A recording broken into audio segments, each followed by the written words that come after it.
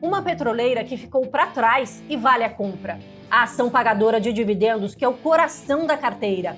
Um fundo imobiliário de shoppings com bom ponto de entrada. Uma ação internacional que saltou mais de 15% no mês passado e pode entregar ainda mais. E uma criptomoeda que está chamando a atenção dos mega investidores.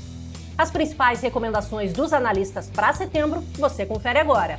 Mas antes de começarmos, se inscreve no canal e ativa o sininho para receber todo mês as melhores oportunidades de investimentos sem perder tempo. Tá no ar o Onde Investir em Setembro.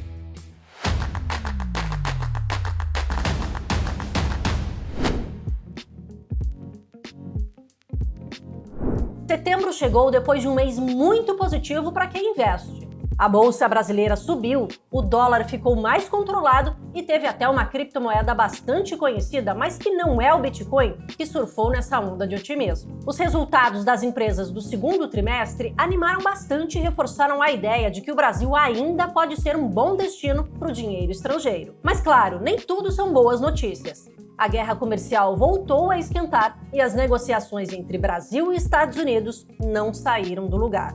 A lista de exceções a produtos brasileiros até deu um respiro, mas não houve evolução e continuamos sem solução à vista. Por aqui, os juros seguem firmes nos 15% ao ano, mas com perspectivas maiores de um corte já no fim do ano.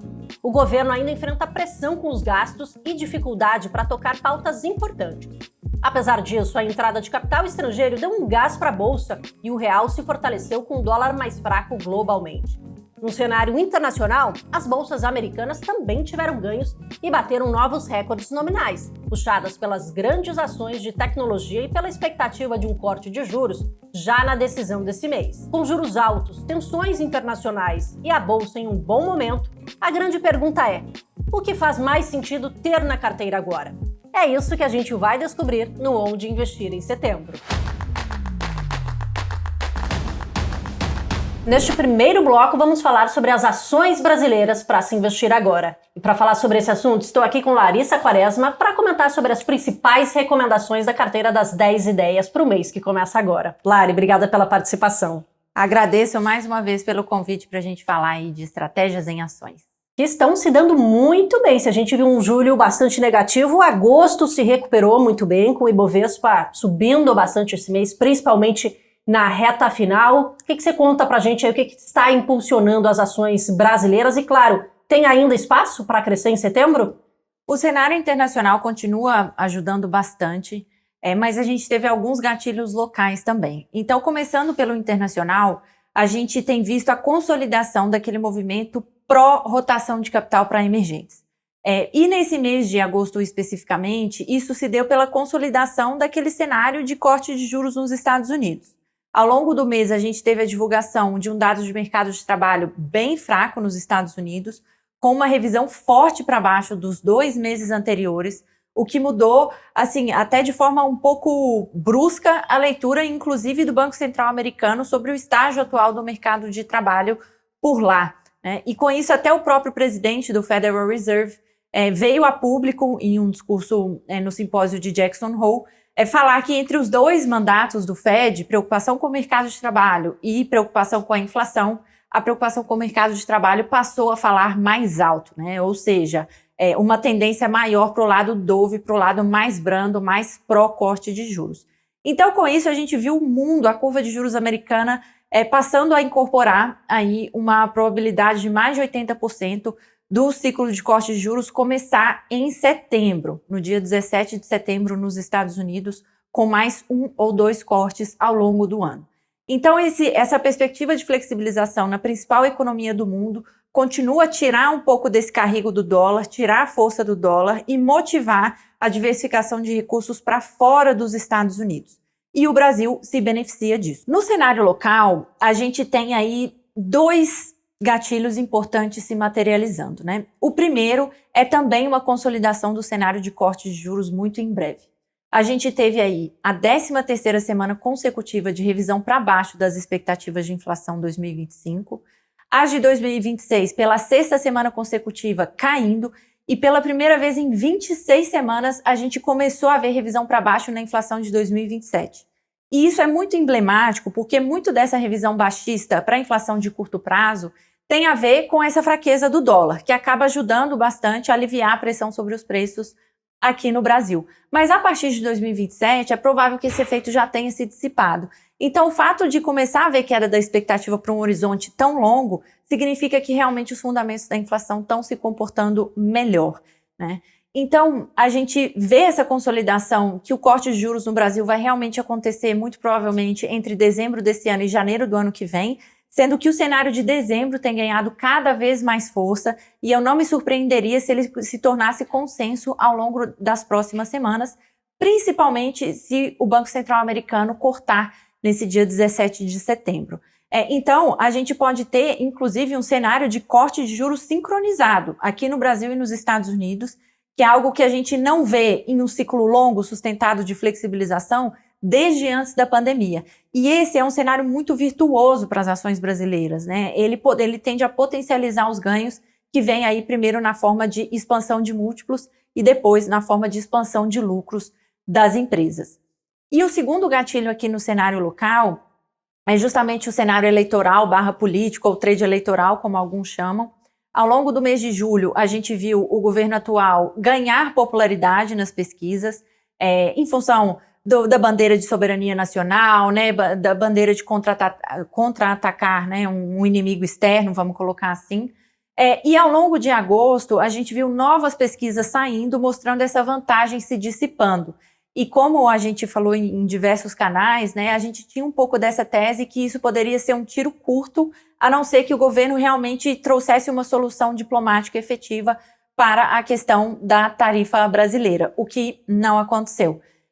Então, a gente vê, né, a gente sabe que isso faz preço, e a gente vê a probabilidade, né, da gente ter uma transição política em 2026 em direção a um governo mais pró-mercado, mais pró-business, né, aumentar. Então, isso também é um vento favorável para os ativos de risco brasileiros. Então, pensando em setembro, né, a gente tem como principal gatilho aí o potencial início de flexibilização monetária nos Estados Unidos, que deve trazer mais fluxo de capital para os países emergentes. E se por um lado a gente tem esses gatilhos pro positivo, o que pode atrapalhar o andamento da Bolsa Brasileira? Eu vejo dois grandes riscos aqui, tá? Os dois concentrados nas primeiras semanas de setembro. O primeiro é a leitura do mercado de trabalho do mês de agosto nos Estados Unidos. O primeiro dado aí sai no dia 5 de agosto, que vai mostrar a criação de vagas. Se vier com uma surpresa para cima muito forte, a gente pode ver esse cenário de corte de juros em setembro sendo comprometido.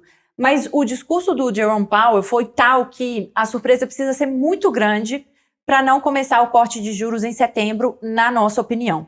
E um segundo risco, esse mais local, é o julgamento do ex-presidente Jair Bolsonaro, não pelo resultado político, jurídico em si, mas em função da reação que o governo Trump pode ter, no sentido de retaliações adicionais.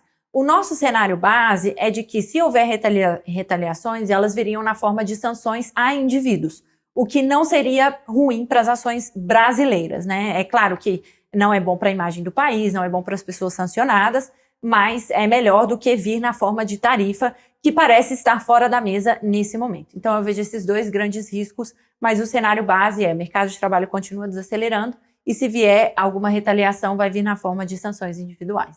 E quais setores se beneficiam mais desse cenário? Quando a gente fala em flexibilização de juros, os setores mais sensíveis a juros, eles tendem a ser os mais beneficiados.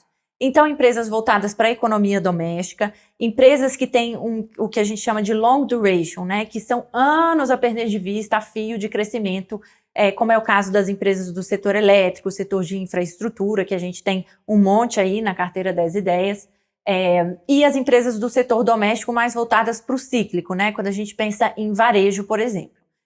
E aí tem um tipo de empresa, né, que são as empresas que trabalham com uma alavancagem um pouquinho mais elevada ou que estão até em um processo de turnaround, né, de redução brusca de alavancagem, como a Cosan, que a gente tem na carteira. Essas, com o cenário de compressão de juros, elas tendem a capturar mais intensamente o movimento de alta do que as demais, e a gente está posicionado para isso.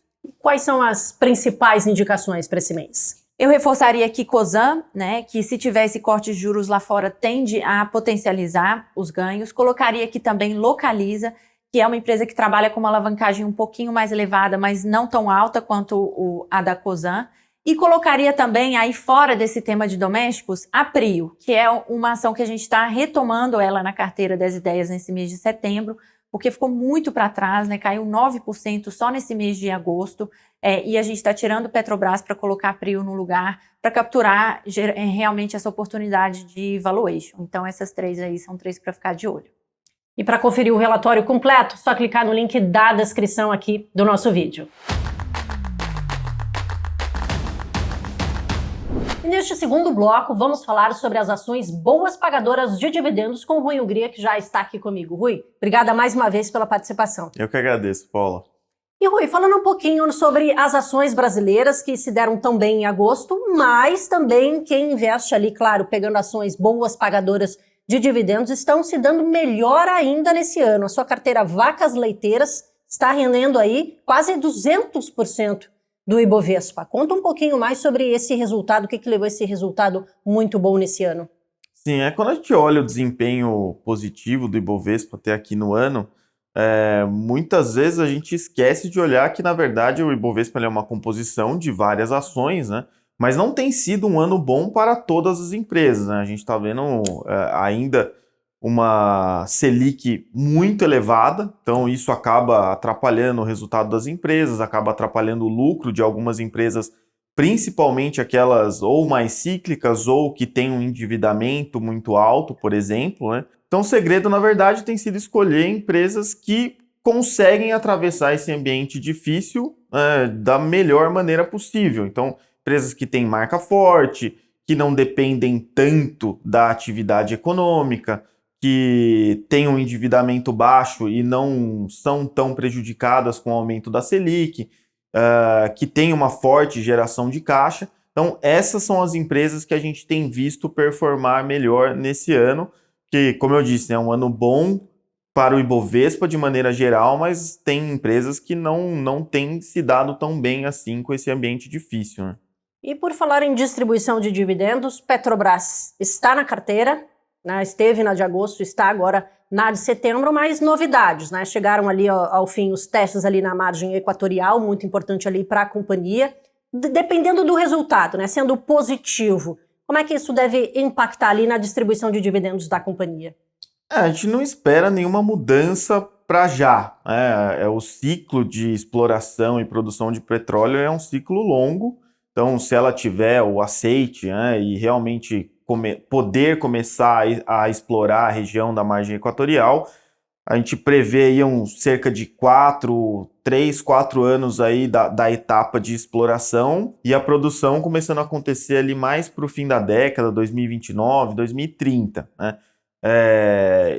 Isso quer dizer que a gente não deve ter impactos aqui de curto prazo em termos de dividendos, né? Então, por mais que ela tenha esse aceite, não é uma expectativa de que os dividendos vão aumentar agora nos próximos anos, mas isso não quer dizer que não é uma região importante para a Petrobras. Na verdade, ela pode ajudar a Petrobras a prolongar por vários anos ali a produção de petróleo dela, né? A gente está falando aqui de talvez aqui algo na ordem de 1 milhão de barris por dia, né? Então pode ser uma região realmente importante para ela, mas que deve ajudar nessa questão de dividendos mais ali para a virada da década, né? Só que isso, né, apesar de não ter dividendos já, pode ser que o mercado também comece já a antecipar esse pagamento. Então pode ser que o mercado comece a antecipar no valuation essa perspectiva de que a produção de petróleo vai continuar ali por vários anos, né? Então, apesar de não ter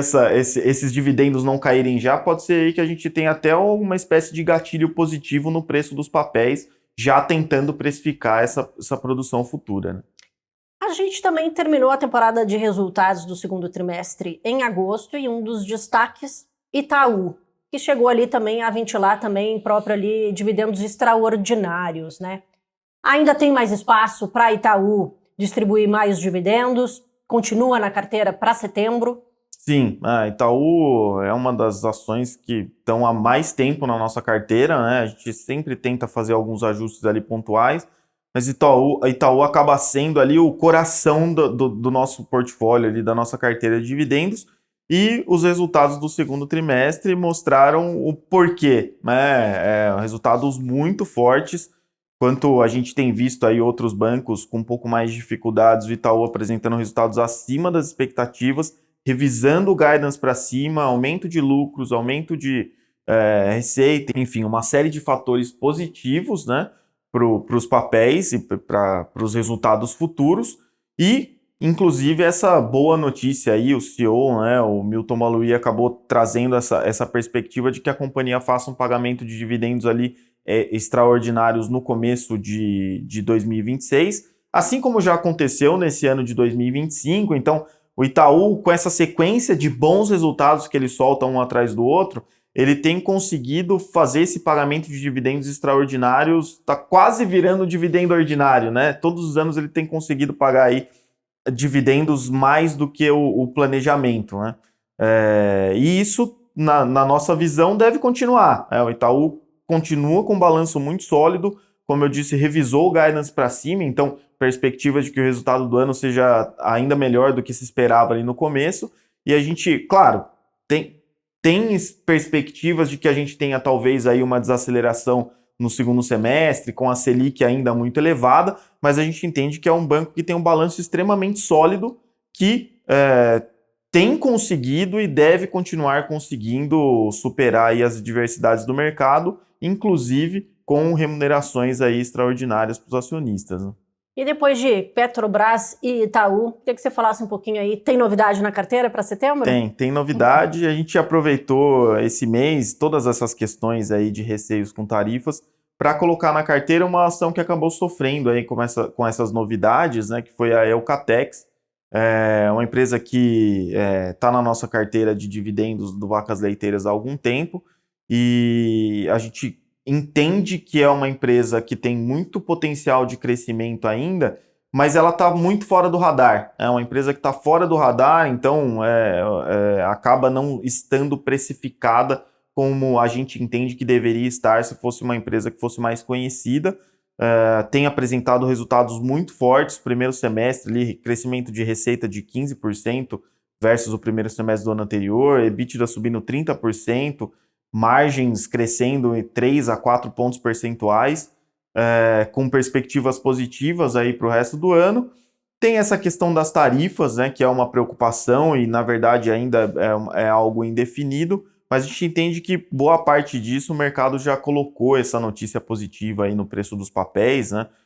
Desde a notícia, as ações caíram ali quase 10%, enquanto o Ibovespa subiu no período, né? E pode ser que a gente tenha novidades positivas aí envolvendo essas questões tarifárias, a depender aí da decisão do governo americano, né? Então, a gente fala isso no relatório, né, com um pouco mais de profundidade, e entendemos que é um papel que, além de tudo isso, negocia por um valuation bastante atrativo. Estamos falando aqui de 5 vezes lucros e um yield que deve ser maior do que 6% no ano, né? Então, a gente gosta bastante aí de Eucatex. Você conferiu aí algumas das indicações da carteira de dividendos para setembro. Para conferir o relatório completo, é só clicar no link da descrição, totalmente de graça. Chegamos ao terceiro bloco do Onde Investir em Setembro e agora para falar sobre fundos imobiliários com Caio Araújo. Caio, tudo bem? Obrigada pela participação mais uma vez. Tudo bem, e você, Paula? Agradeço o convite. Tudo jóia. E vamos falar aqui sobre os fundos imobiliários, então, que não conseguiram acompanhar essa forte aceleração do Ibovespa em agosto. Pode contar o que aconteceu, por que os fundos não conseguiram acompanhar o ritmo das ações brasileiras? Bom, Paula, primeiro, acho que temos que olhar num contexto histórico que, se olhar nos últimos meses, especialmente 2025, a performance dos fundos imobiliários, ilustrada pelo IFIX, ela é boa, né? Ela é positiva em 2 dígitos. E no mês negativo, né, no mês que a gente teve todo esse impacto geopolítico e doméstico, principalmente ali julho, foi o mês que o IFIX caiu bem menos do que o Ibovespa. Então, a recuperação ela está consecutivamente menor, né, nesse sentido. Então, além disso, você tem um histórico de volatilidade muito menor do IFIX em comparação ao Ibovespa, em torno de 1/3 da vol do Ibovespa, é o que a gente olha no IFIX. Então, momentos de recuperação e de queda e alta, a volatilidade tende a ser um pouco menor mesmo.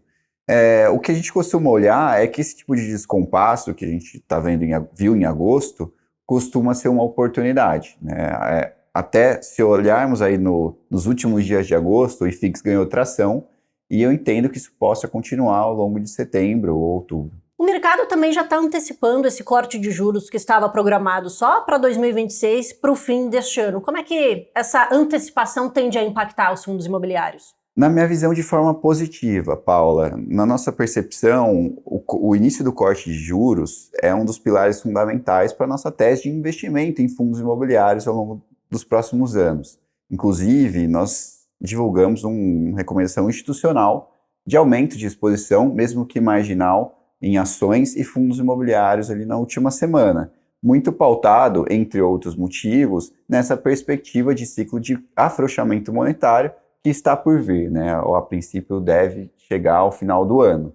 Isso muito fundamentado, claro, no arrefecimento da inflação, numa desaceleração da atividade, que deve ocasionar aí uma mudança de perspectiva do Banco Central na política monetária, né?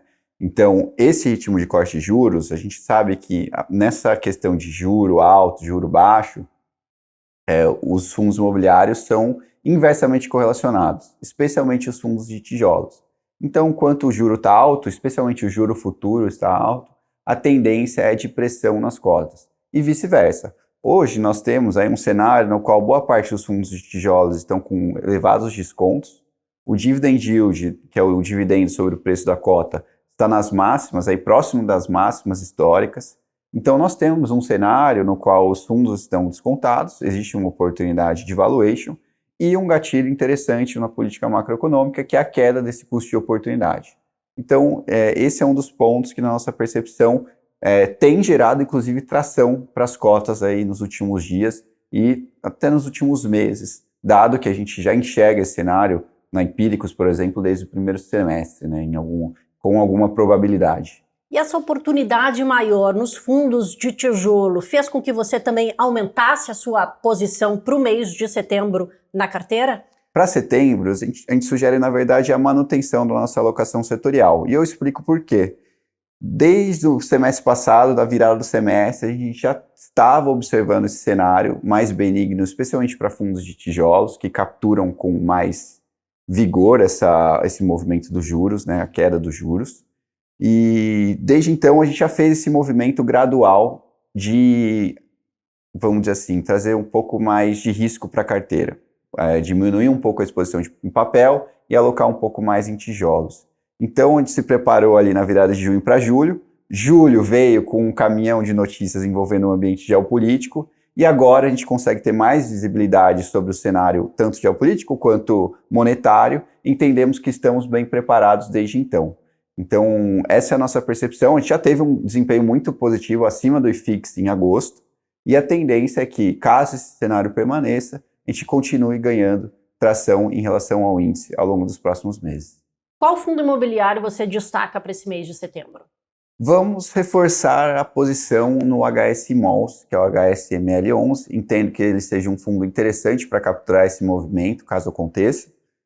Dado que ele tem um portfólio de shopping centers, agora são 8 shopping centers, com boa participação da gestão, entendemos que são shoppings bem posicionados, que estão tendo um desempenho operacional favorável, e na nossa percepção o fundo tem alguns gatilhos de valor. Entendo que o cap rate acima dos pares seja bem interessante, a perspectiva de dividendos crescentes ao longo do semestre também seja um ponto favorável, e o valuation, né? Entendo que ali tem um potencial de 2 dígitos para capturar com valorização das cotas.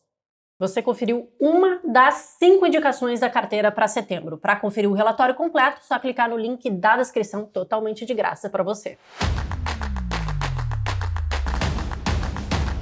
Chegou a hora de falarmos sobre as ações internacionais para investir em setembro. Para falar sobre a carteira deste mês, estamos aqui com o Enzo Pacheco. Enzo, tudo bem? Obrigada mais uma vez pela participação. Fala, Paulo. Sempre um prazer estar aqui no Onde Investir. Em agosto, a gente teve uma boa sinalização de Jerome Powell sobre o corte de juros. Isso fez ali os índices também, as ações internacionais, americanas principalmente, né, ali atingirem suas máximas. Isso aí pode continuar para setembro? Quais são os riscos envolvidos?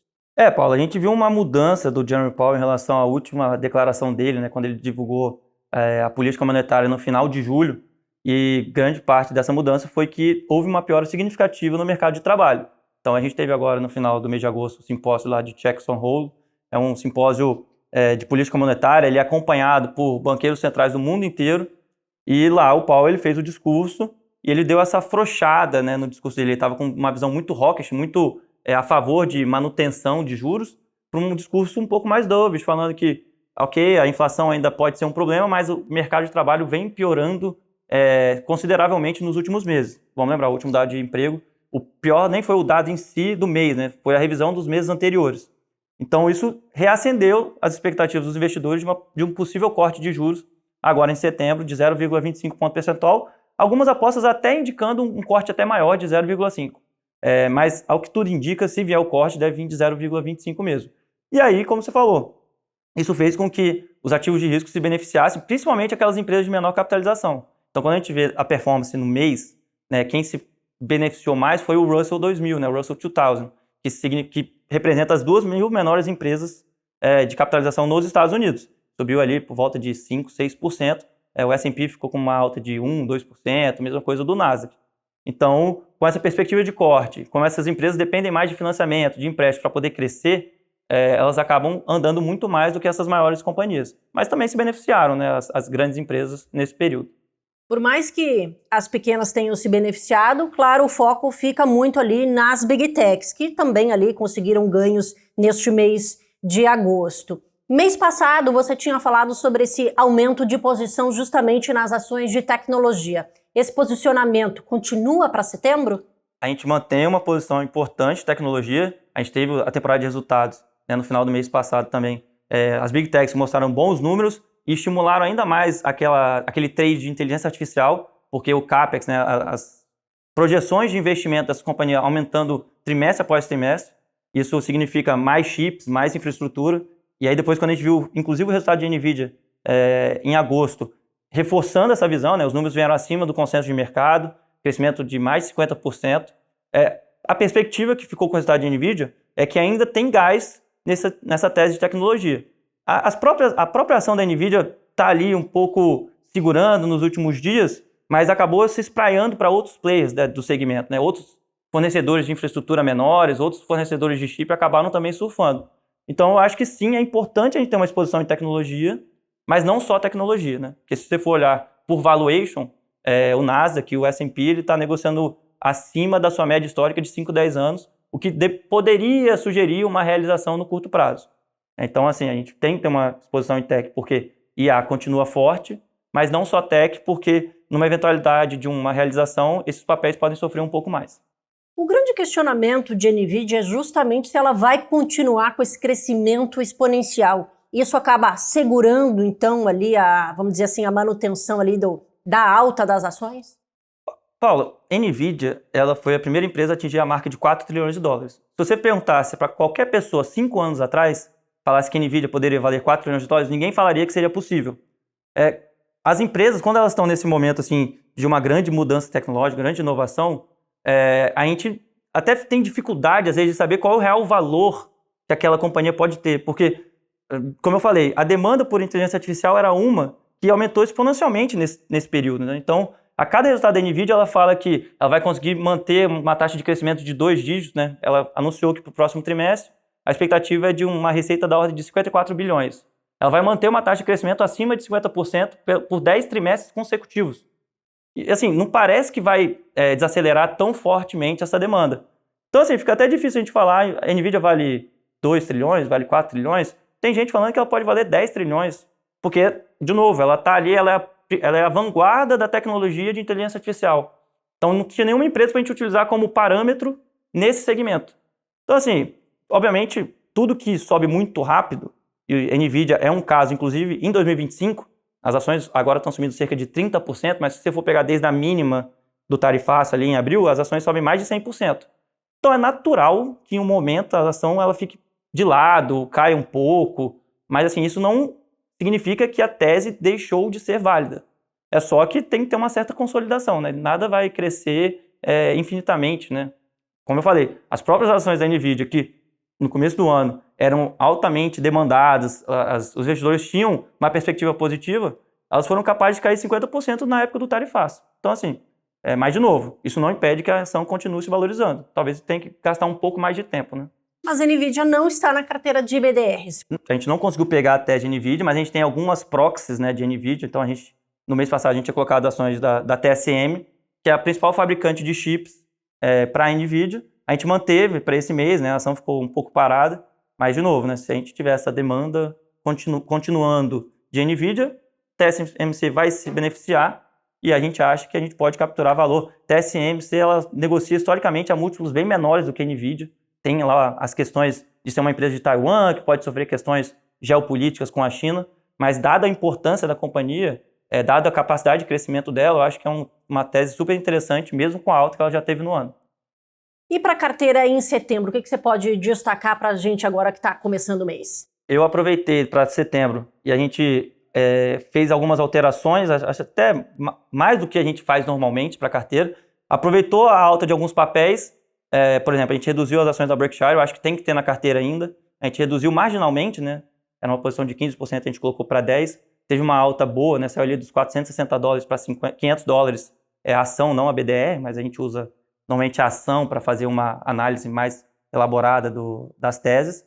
A gente reduziu o papel, a gente acha que ainda tem espaço para se valorizar, mas a gente preferiu reduzir 5 pontos percentuais para colocar em Novo, que também tinha sido uma adição no mês anterior, Novo Nordisk, que é a fabricante do Ozempic.